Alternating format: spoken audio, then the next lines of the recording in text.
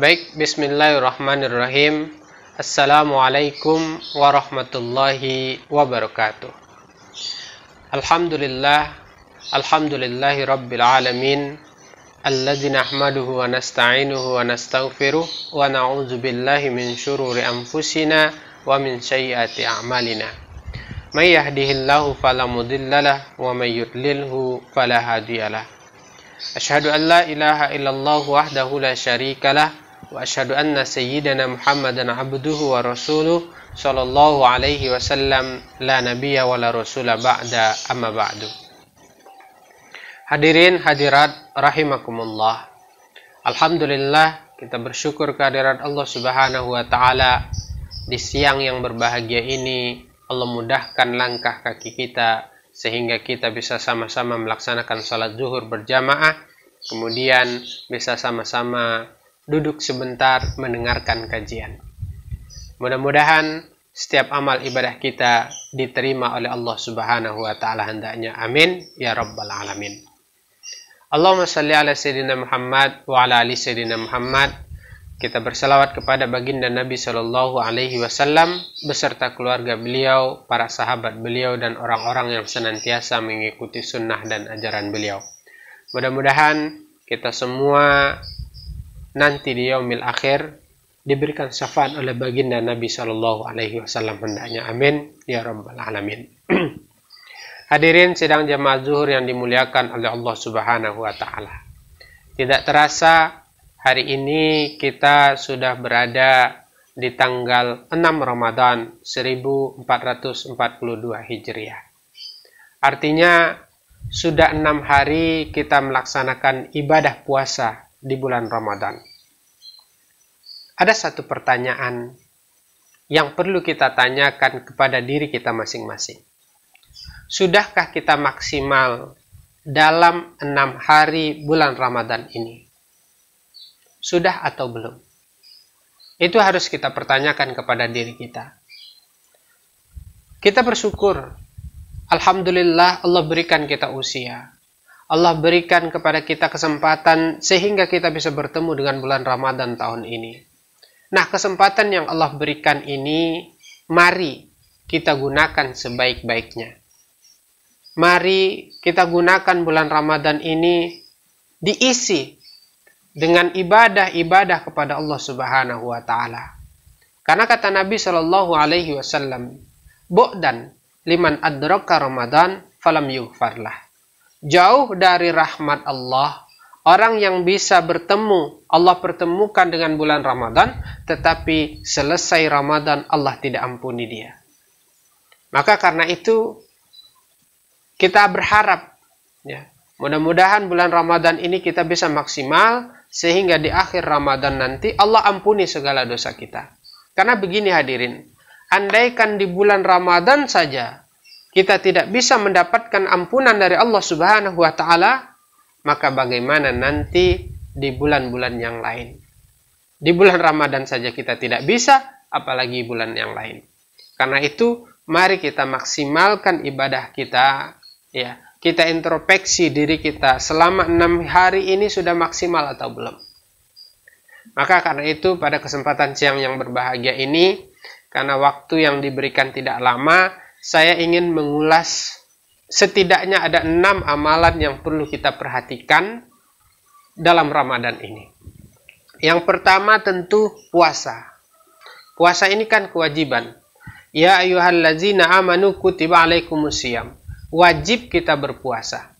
Karena itu jangan sempat terlintas di dalam hati kita sebagai seorang mukmin, jangan pernah terlintas dalam hati kita bahwa kita berniat untuk tidak puasa walaupun sehari saja tanpa alasan yang syar'i.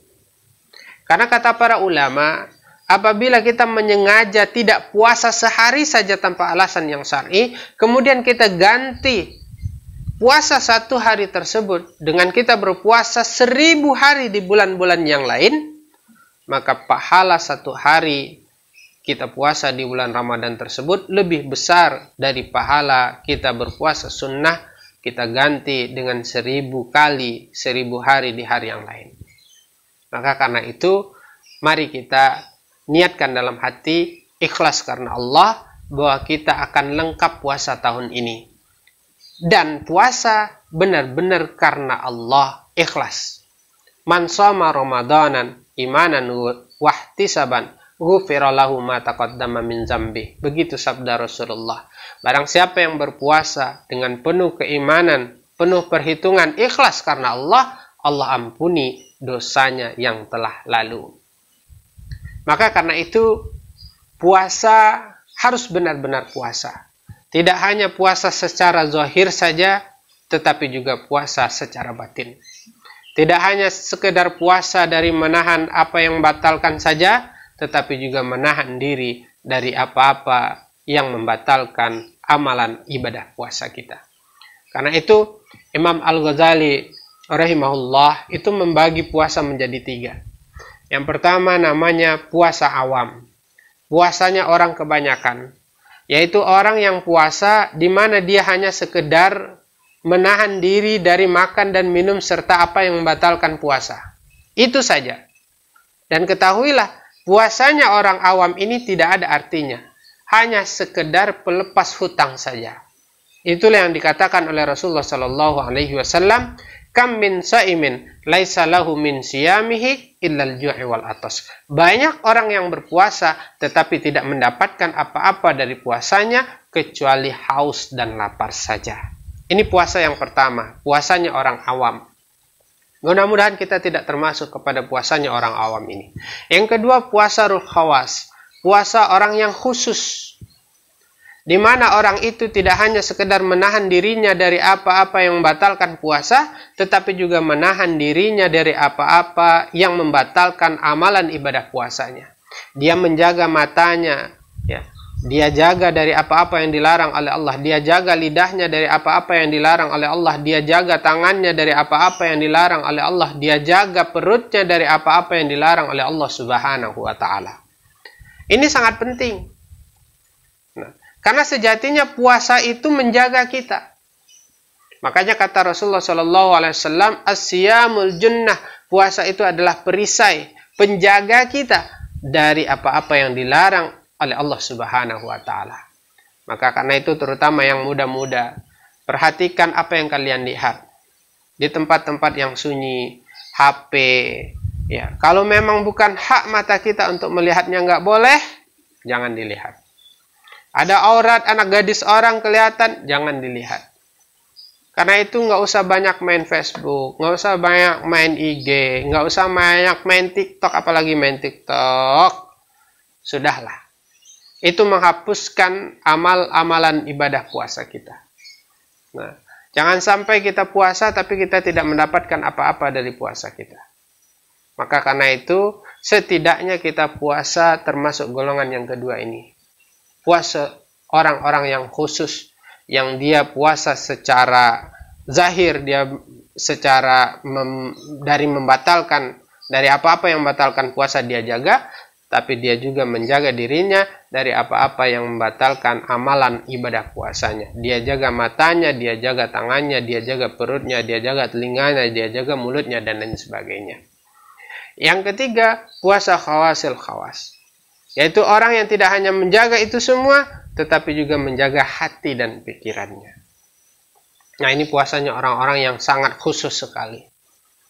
Nah, karena itu, sekarang kita berada pada tahapan yang mana? Puasa awam kah?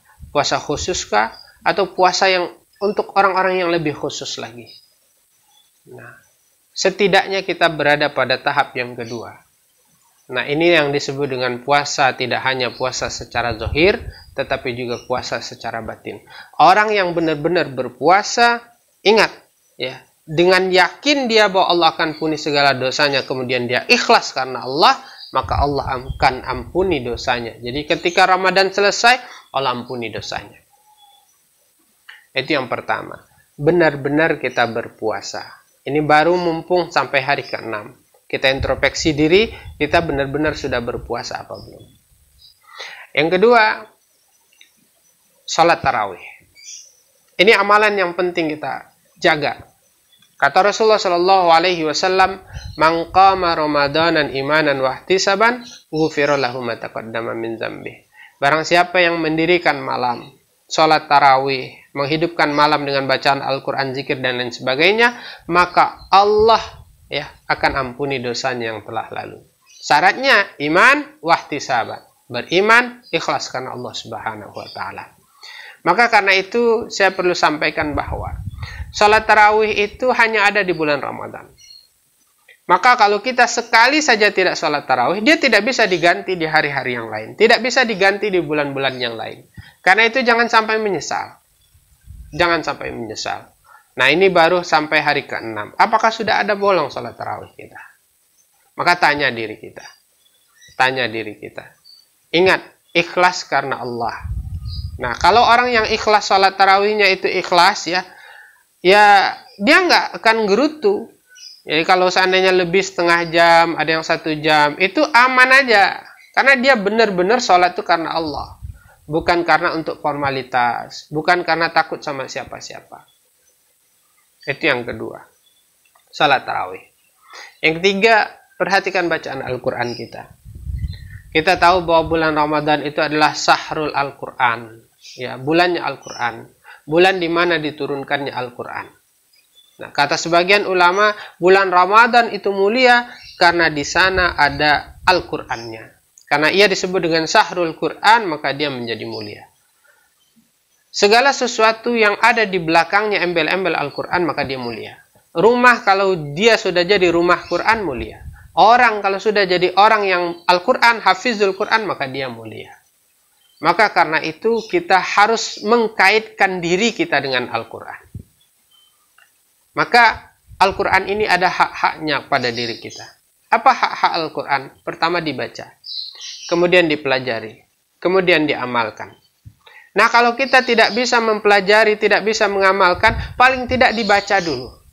Kata Imam Al-Ghazali rahimahullah, ya, hak Al-Quran untuk dibaca itu paling tidak 2 kali dalam setahun khatamnya. Itu paling tidak. Nah, Rasulullah SAW juga setiap Ramadan itu menghatamkan Al-Quran 1 kali kepada Jibril alaihissalam sampai akhir hayatnya. Bahkan sebelum akhir hayatnya dikatakan bahwa beliau 2 kali menghatamkan Al-Quran selama bulan Ramadan. Karena itu paling tidak target kita minimal Ramadan kali ini kita 1 kali khatam. Dan itu nggak susah. 1 kali khatam itu nggak susah. Bagaimana tidak susahnya? Bagi aja 5. Paling 2 lembar per sholat. Selesai sholat baca 2 lembar, baca 2 lembar, baca 2 lembar. Dan kalau 2 lembar paling nggak sampai lebih dari 10 menit. Artinya sebentar. Nah, jadikan bulan Ramadan ini sebagai bulan Al-Quran. Tidak harus baca Al-Quran itu di masjid, tidak harus. Di mana saja bisa. Di jalan, di kendaraan. Kalau kita lagi di bis, di bis. Kalau kita lagi di kereta, nggak apa-apa. Yang penting, di mana kita selama Ramadan ini, kita hidupkan bacaan Al-Quran. Yang keempat, yang perlu kita perhatikan, yang perlu kita tingkatkan itu adalah sedekah kita. Dalam sebuah hadis dikatakan, karena Rasulullah Shallallahu Alaihi Wasallam ajwadan nas. Rasulullah itu adalah orang yang paling dermawan. Wa kana ajwadan nas fi syahri Ramadan. Dan yang paling dermawan Rasulullah itu ya pada bulan ini, bulan Ramadan ini. Nah, ketika berjemu dengan Jibril alaihissalam itu paling dermawan beliau. Karena itu bagi saudara-saudara, bagi kaum muslimin, kaum muslimat yang punya kelebihan harta, inilah saatnya. Nah, bulan Ramadan ini. Makanya karena itu sebagian ulama mengatakan bahwa perhitungan keluarkan zakat itu, biasanya haul itu kan orang biasanya muharam ke muharam. Sebagian ulama mengatakan nggak apa-apa dari Ramadan ke Ramadan. Supaya mengambil fadilah amal ibadah yang dilipat gandakan pada bulan Ramadan ini. Nah, tingkatkan sedekah kita. Ya, tingkatkan sedekah kita. Karena sedekah itulah yang nanti akan kita bawa mati. Apalagi sekarang zaman yang COVID ini semua serba susah. Ya. Dan ingat, ya, pahala yang paling besar itu, pahala sedekah yang paling besar itu adalah ketika kita memberikan kepada orang yang sangat membutuhkan. Ketika mereka lagi susah, kita kasih. Itu pahalanya sangat besar sekali. Apalagi ketika kita susah juga, terus ada lagi orang yang susah, kita yang susah mengasih orang yang lebih susah, maka itu jauh lebih besar lagi pahalanya di sisi Allah Subhanahu wa Ta'ala. Itu yang keempat. Yang kelima, mari perbanyak doa. Dalam sebuah hadisnya Rasulullah SAW mengatakan bahwa bulan Ramadan ini setiap malam Allah mengampuni seluruh kaum muslimin. Ada aja yang diampuni oleh Allah Subhanahu wa Ta'ala. Maka karena itu kita banyak istighfar pada bulan ini. Kita banyak doa, banyak minta ampun kepada Allah Subhanahu wa Ta'ala. Ya, dalam sebuah hadisnya Rasulullah mengatakan, salasun da'watul la turad. Ada 3 orang yang doanya tidak pernah tertolak, yang tidak pernah ditolak oleh Allah Subhanahu wa Ta'ala. Ya, yang pertama al-walid, doa orang tua kepada anaknya. Yang kedua as-shaim, doa orang yang berpuasa. Yang ketiga musafir, doanya orang yang dalam perjalanan. Maka karena sekarang kita berpuasa, maka kita banyak-banyak berdoa. Karena ketahuilah, sejatinya dalam hidup ini akan selalu ada kekuatan-kekuatan gaib yang selalu menuntun kita kepada kebaikan. Itulah kekuatan doa. Ya. Kita tidak bisa menyelesaikan segala urusan kita di dunia ini. Nggak akan bisa. Yang hanya bisa menyelesaikannya adalah Allah Subhanahu wa Ta'ala. Maka karena itu kita perbanyak doa kita. Dan yang terakhir, amalan yang paling bagus juga yang tidak pernah ditinggalkan oleh Rasulullah SAW adalah i'tikaf. I'tikaf ini penting. Rasulullah selama hidupnya, ya, selama Ramadan itu beliau tidak pernah meninggalkan i'tikaf 10 hari terakhir. Sampai beliau meninggal dunia. Nah, i'tikaf bukan pergi tidur ke masjid, bukan.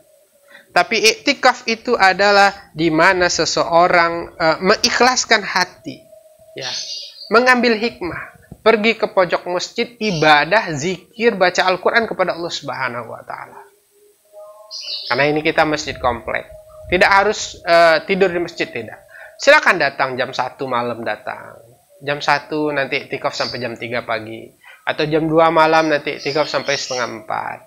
Baca Al-Quran, tahajud, mojok sendiri, kadukan nasib kita, hati kita kepada Allah Subhanahu wa Ta'ala. Kita kucurkan air mata kita, menangis minta ampun kepada Allah Subhanahu wa Ta'ala. Itu jauh lebih mulia. I'tikaf. Maka Rasulullah SAW di akhir hayatnya 20 hari Ramadan itu. Beliau tinggalkan istrinya untuk mendekat kepada Allah Subhanahu wa Ta'ala. Jadi, jangan banyak tidur bulan Ramadan. Terutama malam harinya. Jangan banyak tidur. Nah, gunakan kesempatan ini sebaik-baiknya. Hadirin sidang jamaah yang dimuliakan oleh Allah Subhanahu wa Ta'ala. Banyak hal sebenarnya yang bisa kita lakukan. Tapi setidaknya, perhatikanlah 6 ini. Perhatikan puasa kita. Benar-benar kita berpuasa. Tidak hanya puasa secara formalitas, tetapi lebih kepada esensi dari puasa tersebut. Kemudian kita sholat tarawih. Jangan pernah bobol sholat tarawih kita. Kita niatkan 30 hari. 29 hari kita sholat tarawih terus. Lalu kita tingkatkan baca Al-Quran kita. Ya, sampai Al-Quran itu mencintai kita. Kalau seandainya hari ini kita malas baca Al-Quran, itu berarti ada yang salah dengan kita. Ada yang salah dengan kita. Artinya Al-Quran tidak cinta kepada kita. Maka bacalah Al-Quran, cintailah Al-Quran, sampai Al-Quran itu mencintai kita. Karena kalau sudah Al-Quran mencintai kita, ada semestri yang terbangun di antara kita dengan Al-Quran. Sehingga ketika kita tidak baca Al-Quran, gak enak perasaan kita. Ketika kita melihat orang yang, ada anak yang hafiz Al-Quran, kita senang banget, kita bantu. Ada sekolah Al-Quran, kita langsung bantu. Itu karena ada semestri antara kita dengan Al-Quran. Tetapi kalau ketika kita cuek-cuek saja, kita tidak peduli sama sekali, berarti Al-Quran tidak mau bersahabat dengan kita. Padahal di hari akhir nanti, Al-Quran itu akan memberikan syafaat kepada sahabat-sahabatnya. Iqra'ul Quran, fa'innahu ya'ti yaumal qiyamah syafi'an li ashabi. Baca Al-Quran, karena dia nanti akan memberikan syafaat kepada sahabat-sahabatnya di hari akhirat. Yang keempat, tingkatkan sedekah kita. Tingkatkan ya, apa yang bisa kita berikan kepada orang, berikan. Paling enggak memberikan, ya, paling tidak memberikan makan orang yang berbuka. Kata Rasulullah SAW, man fattara sha'im falahu ajruhu. Barang siapa yang memberi makan orang yang berpuasa, maka dia pahalanya sama seperti orang yang berpuasa tersebut, tanpa mengurangi pahala dari orang yang berpuasa. Nah, karena itu, mari, ya, nggak perlu banyak-banyak. Sebutir kurma, segelas air, taruh di masjid, itu luar biasa sekali. Dan alhamdulillah di sini itu sangat luar biasa. Tidak perlu saya sampaikan sebenarnya, karena memang sudah tertata rapi bahwa banyak di antara kita yang berlomba-lomba untuk memberikan takjil, ya, dan kita titipkan di masjid ini. Yang kemudian yang kelima, perbanyak doa. Yang keenam, mari kita sama-sama iktikaf. Ya, tidak perlu lama-lama, sejam, 2 jam, 3 jam, tapi benar-benar kita ikhlaskan hati kita untuk mendekatkan diri kepada Allah Subhanahu wa taala. Mohon maaf yang sebesar-besarnya. Wallahu muwaffiq ila aqwamit thoriq. Wassalamualaikum warahmatullahi wabarakatuh.